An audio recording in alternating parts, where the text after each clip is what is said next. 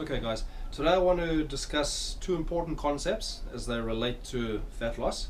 Okay, the first one is a calorie is a calorie. It's not. Alright, Coca-Cola try to fool us saying that calories from Coca-Cola are just the same as calories from protein or fruit and vegetables. Alrighty, that's not true.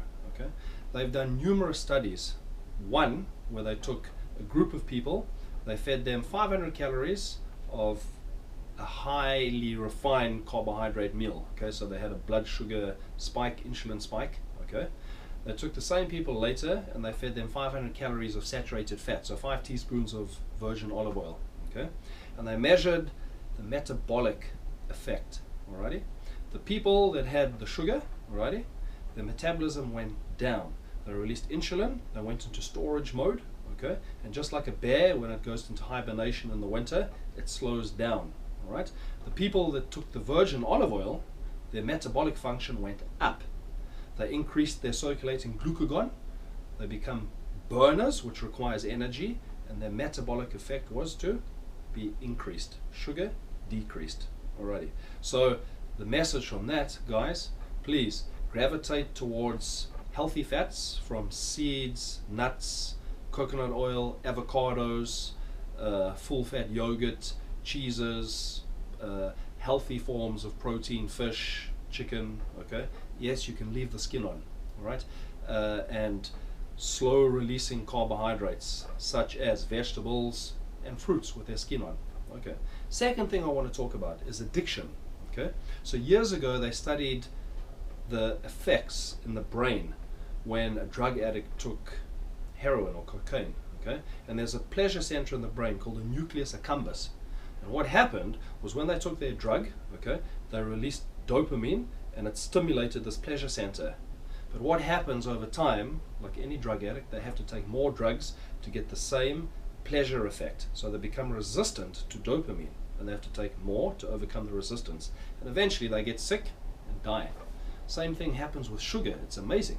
They took people, they gave them sugar, and they saw on an MRI in the brain the nucleus accumbens lit up, alrighty, which is pretty frightening. But the same thing happens if you've got a sugar addiction. You take sugar, you release dopamine, the pleasure center lights up. You need more sugar, you release more dopamine, you become resistant, and you need more of the drug to get the same pleasure effect. I feel very sorry for people that are overweight because of a sugar addiction, because not only are you fighting the hormonal effect of increased insulin on fat storage, you're also fighting an addiction. Okay, so it's not like saying, hey, drug addict, stop taking drugs, just say no to drugs. It doesn't work like that.